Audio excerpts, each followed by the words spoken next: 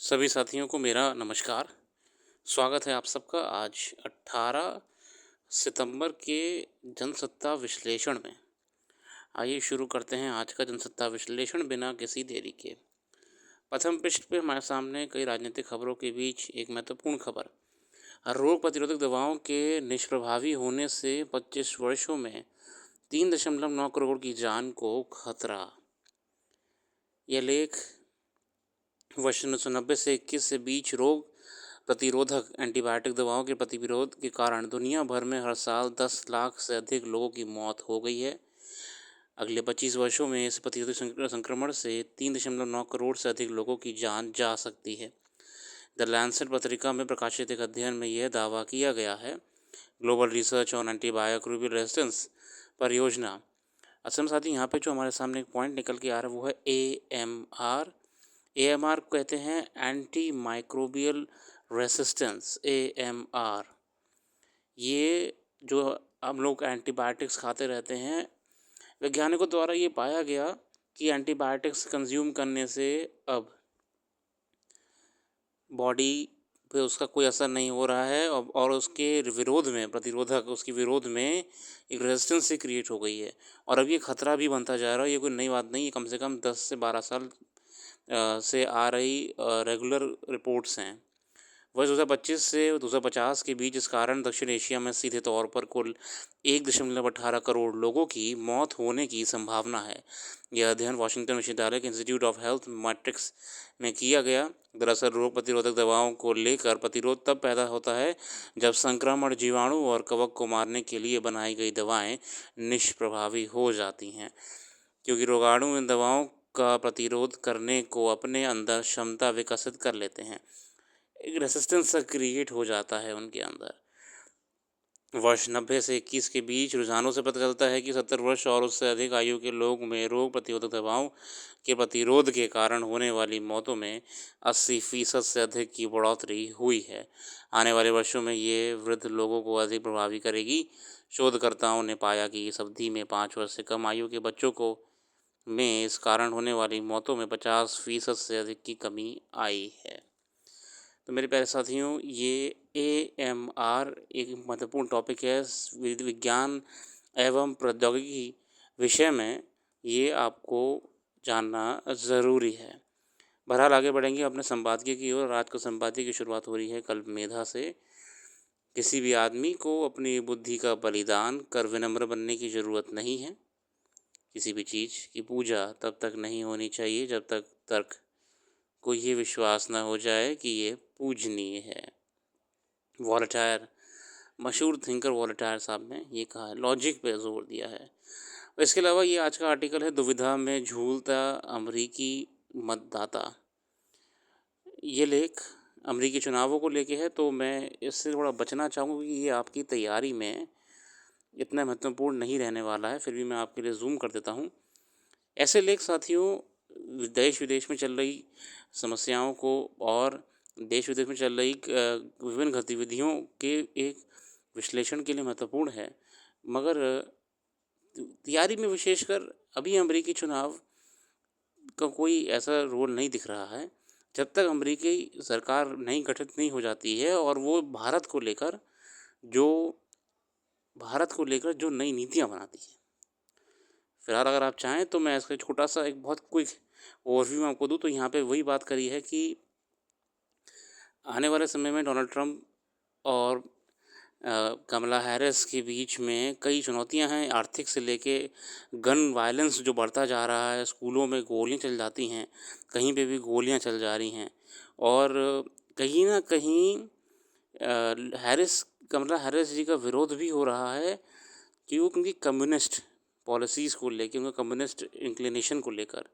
इसके अलावा ground level पे तो डोनाल्ड ट्रंप को ज़्यादा ट्रेल मिल रही है।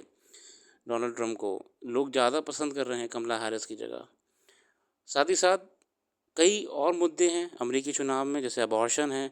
अभी देखा था आपने अबॉर्शन, वहाँ का बहुत बड़ा मुद्दा है अबॉर्शन। अब वो चुनावी मुद्दा भी है अबॉर्शन, गन कंट्रोल, फिर आपका अमेरिकी इकोनॉमी, ये सब वहाँ के मुद्दे हैं। गर्भपात बंदूक कानून, विश्व नेताओं की धारणा जैसे कई अन्य मुद्दों पर बहस किसी भी निष्पक्षता के साथ नहीं होती दिखी। गर्भपात पर होरेस ने वादा किया कि जब कांग्रेस फिर रो बनाम वेड, रो वर्सेस वेड, ये जजमेंट है अमेरिका में कि सुरक्षा उपायों को वापस लागू करने के लिए विधेयक पारित करेगी, तो अमेरिकी राष्ट्रपति के रूप में वह बड़े गर्व के साथ उस पर हस्ताक्षर करके उसे कानूनी रूप देगी। संयुक्त राज्य अमेरिका में बंदूकों के प्रसार पर निश्चित रूप से कोई बदलाव नहीं होने वाला है। दोनों उम्मीदवारों के बारे में विश्व नेताओं की धारणा अभी विकसित होनी बाकी है, मगर बाकी दुनिया के साथ डेमोक्रेट और रिपब्लिकन की निकटता के बारे में सबको पता है। जहाँ तक भारत का सवाल है, उनके द्विपक्षीय दृष्टिकोण में निरंतरता बनी रहेगी। भारत और अमेरिका के बीच द्विपक्षीय संबंधों की नींव बहुत मजबूत हो चुकी है। अमेरिकी भारत के साथ मिलकर काम करेगा और उन जिम्मेदारियों के हाथ बटाएगा जहां भारत वैश्विक मामलों का नेतृत्व करने में बड़ी भूमिका निभाने को आगे बढ़ेगा। लेख बहुत अच्छा है, जेएनयू प्रोफेसर साहब हैं, अरविंद कुमार जी का लेख है और कई मुद्दों पे बात करी है इन्होंने। फिलहाल हम आगे बढ़ेंगे। आखिर समझौता, ये कोलकाता पशु महिला चिकित्सक के बलात्कार और उसकी हत्या मामले में आखिरकार सरकार और प्रदर्शनकारी चिकित्सकों के बीच समझौता हो गया है। आरजीकर जो मेडिकल कॉलेज का इंसिडेंट था, मंगलवार को इस मामले में सर्वोच्च न्यायालय में सुनवाई थी। उससे पहले रात को मुख्यमंत्री आवास पर प्रदर्शन कर रहे कनिष्ठ चिकित्सकों के साथ बैठक हुई, जिसमें मुख्यमंत्री ने चिकित्सकों की सारी बातें मान ली। सुप्रीम कोर्ट ने कनिष्ठ चिकित्सकों को काम पर लौटने को लेकर सहमति जता दी। निसंदेह ये बड़ी राहत की बात है। सुप्रीम कोर्ट ने इस मामले का स्वतः संज्ञान लिया था और सीबीआई से जांच कराने का आदेश दिया था। मंगलवार को सुनवाई में अदालत के 3 जजों के बीच ने कहा कि सीबीआई की जांच से संतुष्ट है और उसमें कोई महत्वपूर्ण तथ्य सामने आए हैं। करीब हफ्ता भर पहले सर्वोच्च न्यायालय ने प्रदर्शन कर रहे कनिष्ठ चिकित्सकों से काम पर लौटने की अपील की थी, मगर वह काम पर नहीं लौटे। अब उनसे बातचीत के बाद पश्चिम बंगाल सरकार ने कहा कि आंदोलन कर रहे किसी भी चिकित्सक या कनिष्ठ चिकित्सक के खिलाफ कानूनी कार्रवाई नहीं की जाएगी। हाँ, नए सीपी साहब भी आ रहे हैं अब कोलकाता में। हालांकि ममता बनर्जी कहती रही हैं कि इस मामले में जो भी कठोर कदम हो सकते हैं उनकी सरकार उठाएगी। देखते हैं आने वाले समय में भी। अभी तो मसला भी कोर्ट में चल रहा है। पहले हमें तो मेन चीज़ तो न्याय है। यहाँ पे कोई गवर्नमेंट वर्सेस डॉक्टर की लड़ाई थोड़ी थी। अभी तो हमको न्याय का ज़रूरत है, उस डॉक्टर को न्याय मिलना चाहिए। फिलहाल आगे देखते हैं क्या चल रहा है। और ये वो सुप्रीम कोर्ट ने बुलडोज़र न्याय को लेके कहा है कि ये बिल्कुल गलत है। 15 से 20 दिन की रोक भी लगा दी है। 15 दिन की लगा दी। वैसे तो किसी गैरकानूनी गतिविधि या अपराध का आरोप झेल रहे व्यक्ति के घर पर या अन्य निर्माण को बुलडोज़र ध्वस्त करने पर लगातार सवाल उठ रहे थे। ऐसे में सुप्रीम कोर्ट ने एक बार फिर कथित बुलडोज़र न्याय के मसले पर जो राय जाहिर की है, वह राज्य सरकारों और संबंधित महकमों के लिए विचार करने का विषय है। ये बड़ी विडंबना है कि अगर कोई व्यक्ति किसी अपराध के आरोप में पकड़ा जाता है तो उसके खिलाफ कानूनी प्रक्रिया के तहत कार्रवाई करने के बजाय अन्य कारणों का हवाला देकर उसका घर ढहा दिया जाए।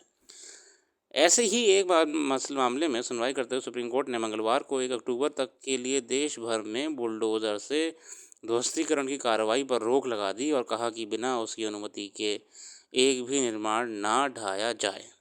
हालांकि यह आदेश सार्वजनिक सड़क, फुटपाथ और किसी अनाधिकृत निर्माण पर लागू नहीं होगा।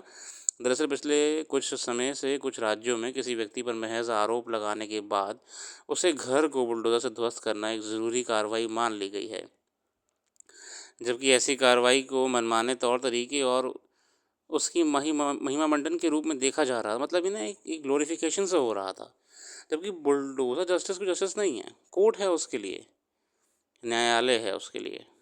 तो सुप्रीम कोर्ट ने इस पर रोक लगा दी है। सुप्रीम कोर्ट ने कह दिया है हाँ, मतलब अतिक्रमण वगैरह हटा सकते हैं, उसमें कोई दिक्कत नहीं है, मगर आप ऐसे ना जो ग्लोरिफिकेशन और पॉलिटिकल माइलेज लेने का प्रयास कर रहे हैं वो प्लीज़ मत करिए।